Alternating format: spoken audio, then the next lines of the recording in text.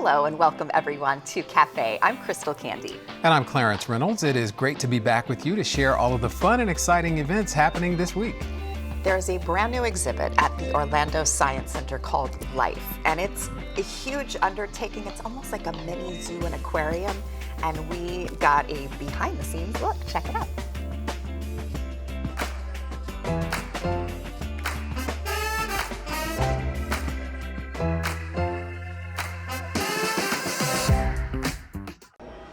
This is the Life exhibit at the Orlando Science Center. It is the largest and most comprehensive exhibit that they have ever attempted, and it tells the story of our planet through the animals who inhabit it in 3 different ecosystems. And to tell us more about the animal story is Jenny Bowles, who is the animal care manager here at the Orlando Science Center. And we are here now in the swamp. Of course, we're in Florida, so we know what goes with the swamp. We've got alligators, we've got turtles.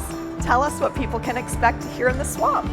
Yeah, so the Life exhibit has 3 separate areas. We have the swamp, the ocean, and the rainforest, but the really great part about the swamp is it allows you to get closer to the wildlife that's in your own backyard here in Florida that is there, but you might not be completely aware of, might not be able to have experiences with and get close to. So this is completely immersive, getting closer to those animals, learning more about them and what role we play and making sure that they're taken care of in our backyards. So in the swamp, we've got, the superstars. You got to have some alligators and turtles. Yes. What else can people see here in the swamp, which is very unique? Yes, yeah, absolutely. So we have 5 gators that are in our gator pool here. We also have 5 different species of aquatic turtles, including one very large snapping turtle, red-eared sliders, yellow-bellied sliders, all cohabitating together so that you can see how they would work together in an actual environment out in the wild. Yeah, I noticed earlier I saw an alligator under the heat lamp on top of a turtle. Yes. I'd never seen that before, but that's what you're going to see here. They stack, they share food, definitely moving around exactly like they would in the wild is exactly what you're going to experience here. And we make sure that all of their needs are provided. You're seeing their heat lamps, their UV lamps, because they're obviously not getting that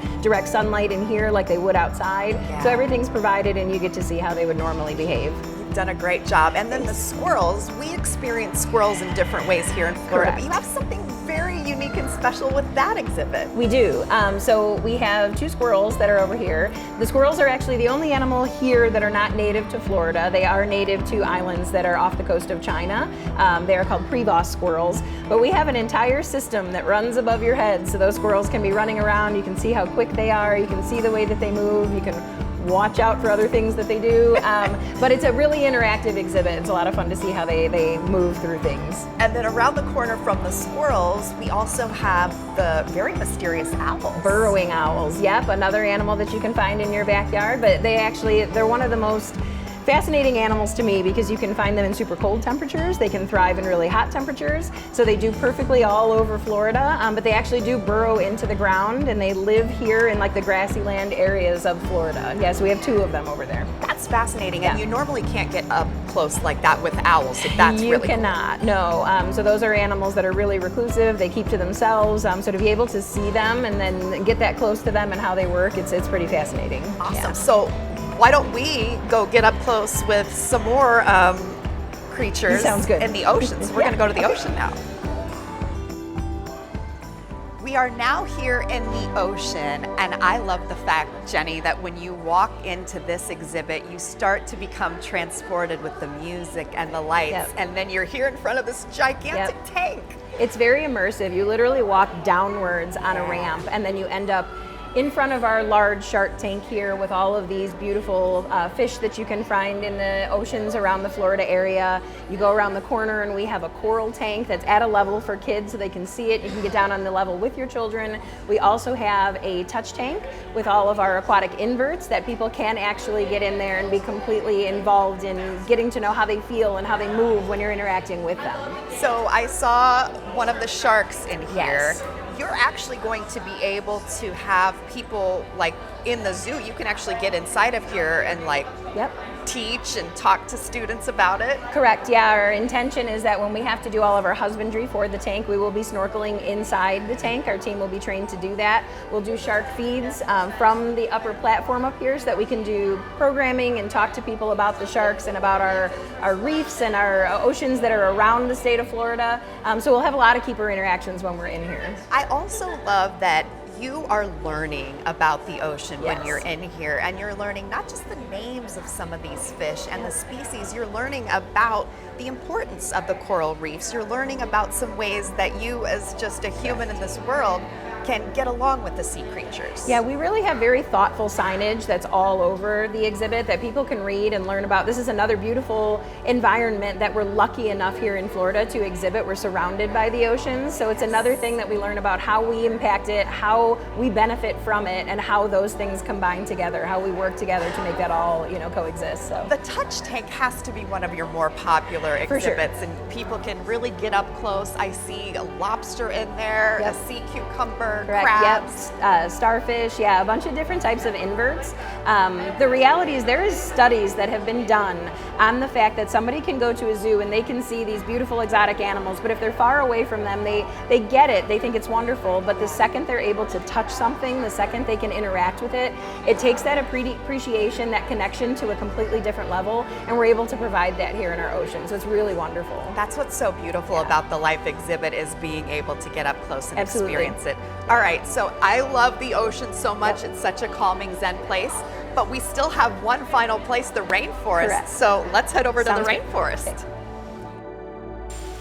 We are now here at last in the rainforest, and you can feel that we are in the rainforest. You sure can. And that's the beautiful thing, just like Yeah. the ocean, you feel like you're immersed. Absolutely. This is quite a special place. It is. It offers you a little bit something different than the other two environments. Those environments you can find in your backyard. You can go to the ocean. You can go to the swamps here in Florida.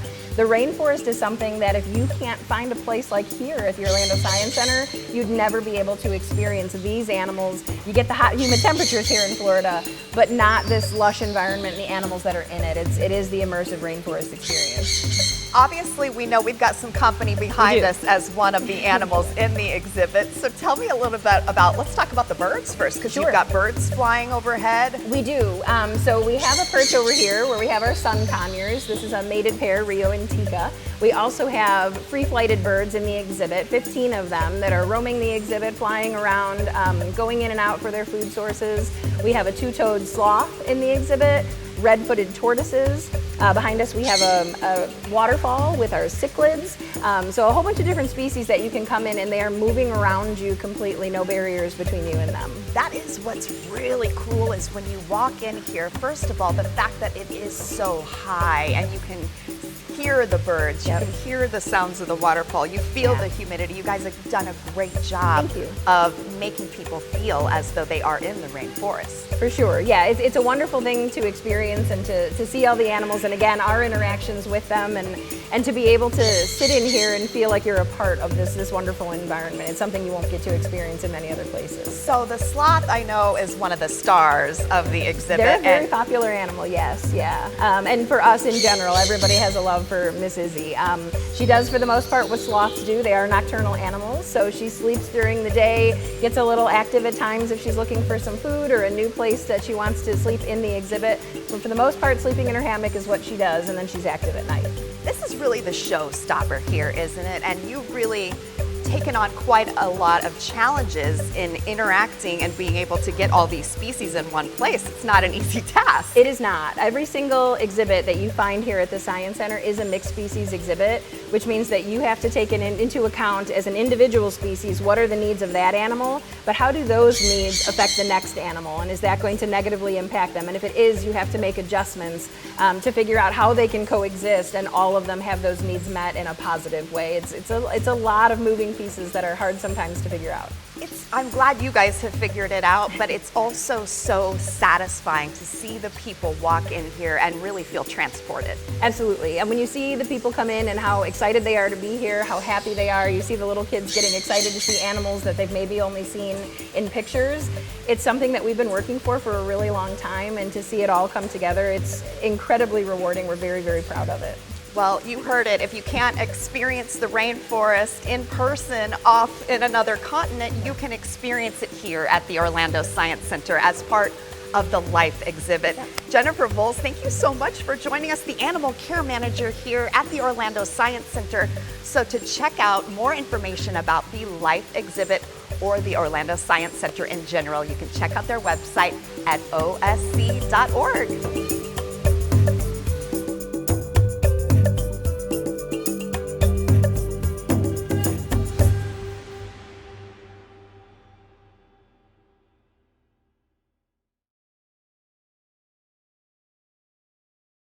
I really love how they have separated the different ecosystems, and they've got the swamp, which we're all familiar with in Florida, and the ocean, and then the rainforest, and each of them have like a different feel and a different vibe, so they've done a really great job. I highly recommend it. Seems like they spent a few dollars on that, too. And a lot of time, yes, exactly. A few.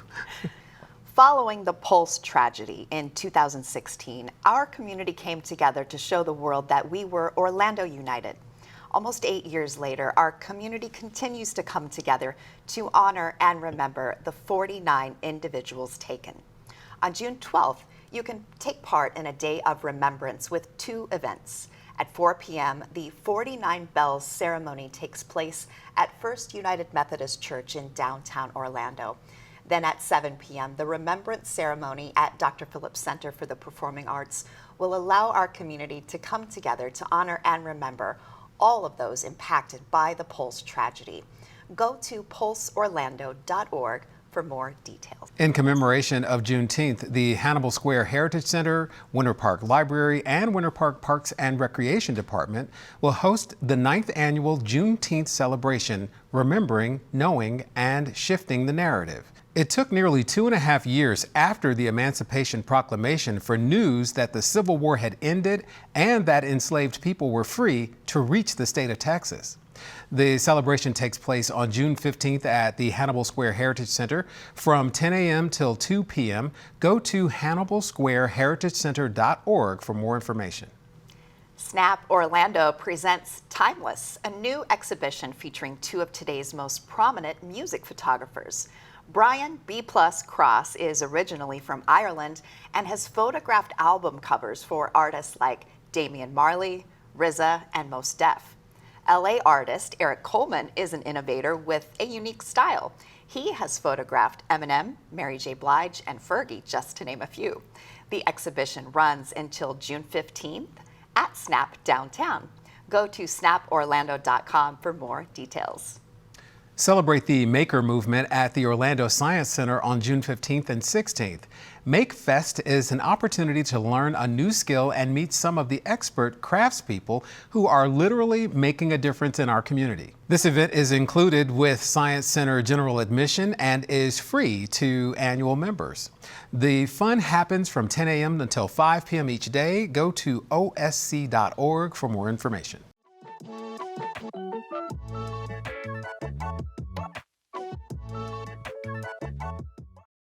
We are joined by Justin Machoni from CFC Arts to tell us about all of the great things happening around Central Florida. Thanks for being with us. Oh, thank you so much for having me. Yeah, you're not wrong about all of the things. We've got our creativity kind of going in every possible aspect of our community. And we're going to get to that. I want, for people who may be new to Central Florida, what is CFC Arts? So the shortest version is Central Florida Community Arts, let me try that, exists to build and serve community. So through the arts, like a lot of people, I didn't grow up here in Florida. I moved here from somewhere else. And the first thing I realized when I got to Florida is it was hard for me to find a place to feel like I belonged, to put down roots, to see that sense of community and connection.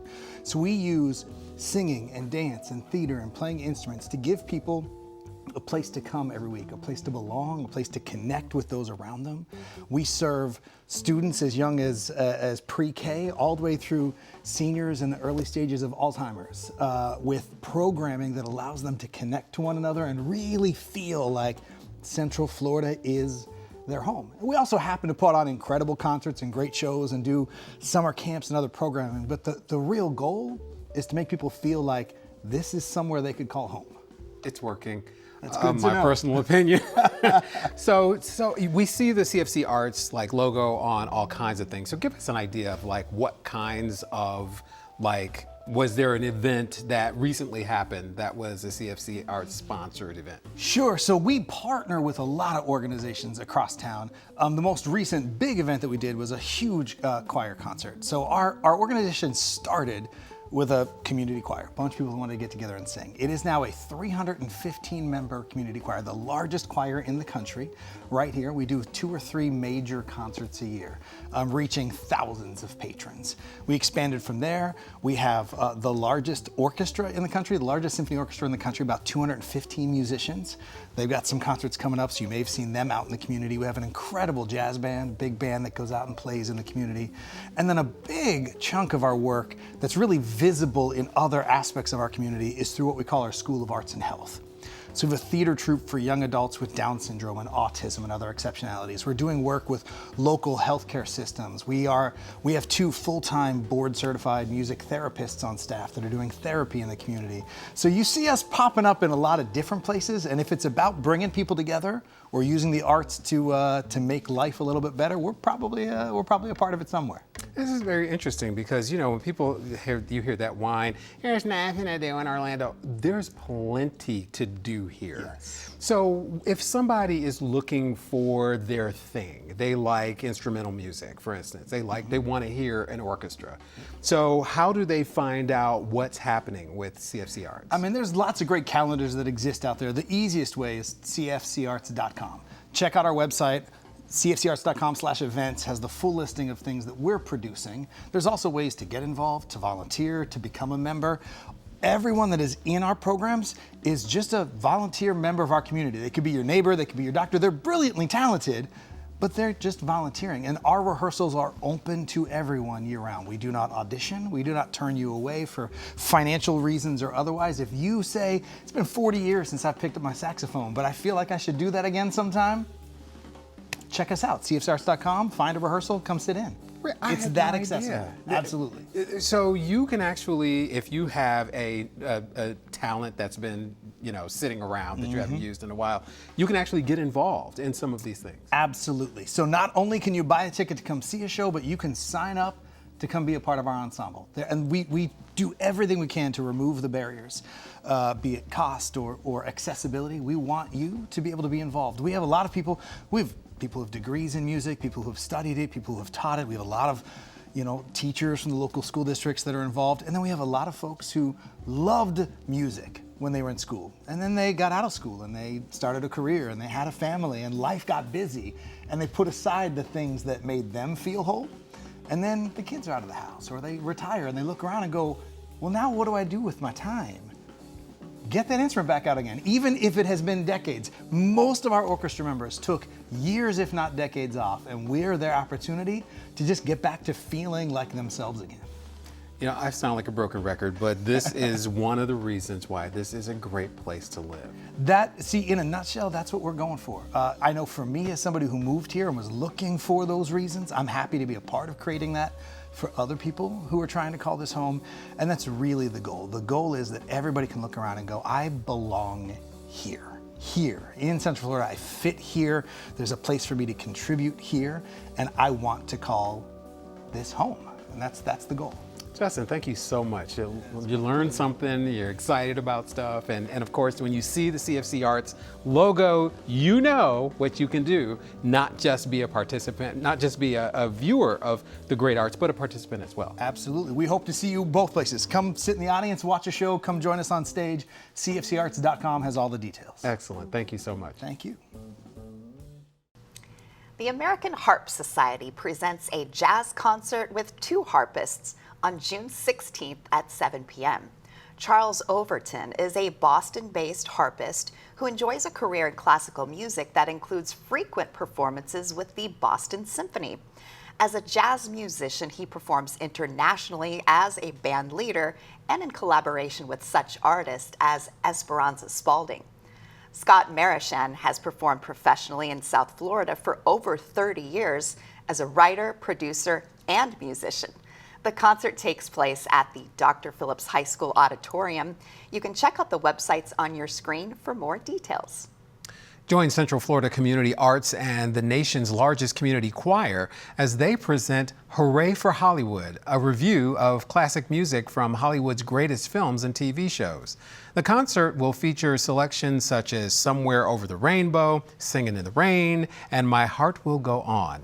The choir features nearly 300 voices, a 50-piece symphony orchestra, actors, and dancers. It all takes place at Dr. Phillips Center for the Performing Arts on June 15th at 7:30.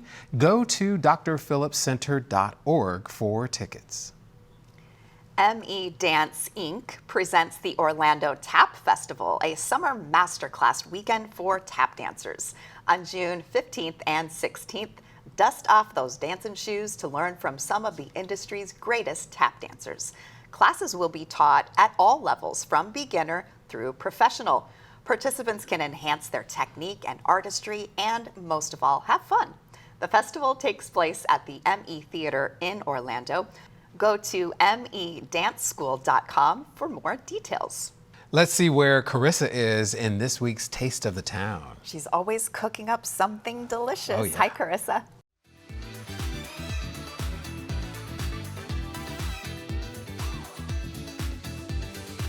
Hello and welcome to Taste of the Town. I'm your host, Carissa Clark. Today we're here at Sugar Factory in Icon Park, and I have the pleasure of introducing you to Chef Juan. Chef Juan, thank you so much for being here. Thank you for having me. Thank you. So this is pretty amazing because Chef has a quick and easy recipe for you to make at home. This is super reasonable and very, very friendly and completely delicious. So please tell us what you have and let's walk through it. Okay, so what I have here today is the ginger chicken sesame salad. Oh, yum. And it is delicious. It's one of my favorite salads that Is we it have, really? actually. Yes. Okay, okay. So, and the reason for is because of our actual cabbage mix. Okay. So what we do is we take Napa cabbage, red cabbage, and some shredded carrots. Okay, so that's easy enough. Yeah, definitely. We're gonna Beautiful. sit there and we're gonna put that on our entree plates. Okay. I love this because what I'm immediately thinking of is we're going, you move into hosting outside. When you have barbecues, you're having friends over, you're entertaining, and you want to be inspired to make a delicious salad. And to be honest, I would never think to do this. And I don't know about you, but do you think to do this? So this seems very, very simple. Okay. it is Okay, very- so we have very cabbage, simple. we have carrots. All right, so the All next right. step would be to add our Asian sesame dressing. Okay. We're just gonna drizzle that all over the place. And this is the ginger flavor? This is the ginger flavor. This is Oh, the Asian yum. ginger. It is gonna give you that zing that you're looking for. Oh, I love that.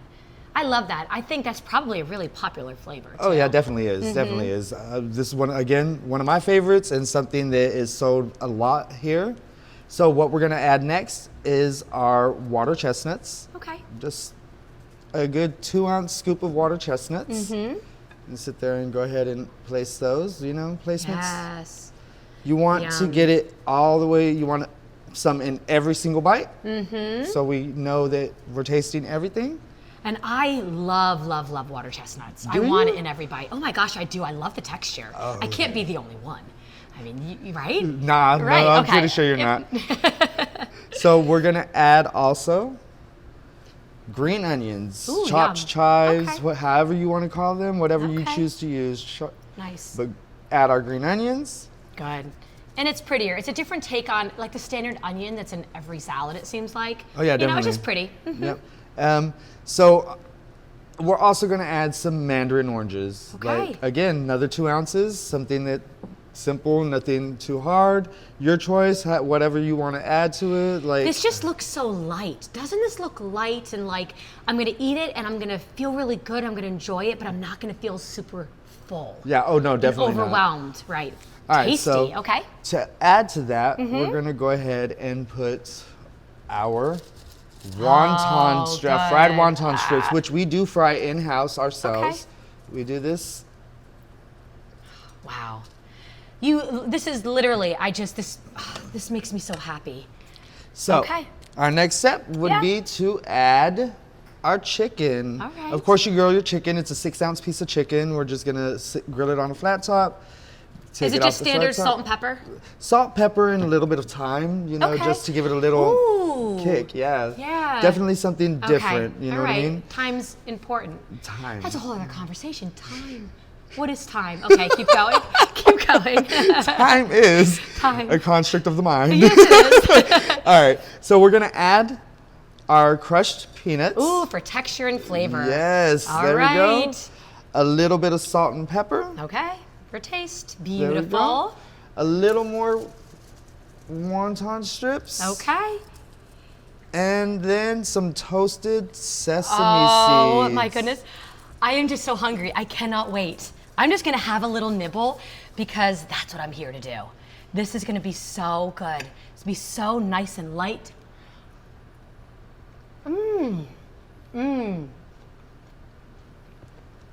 Yum. Thank you. Yeah. Chef Juan, thank you. Always a pleasure. Yum, this is delicious. You need to go to our website and please check it out for more details. I do invite you to come here to Sugar Factory so that you can enjoy your taste on the town. Until then, I'll see you around town.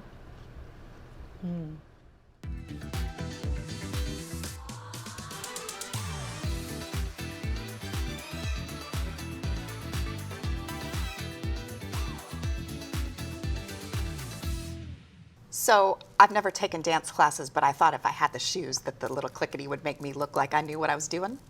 What do you think?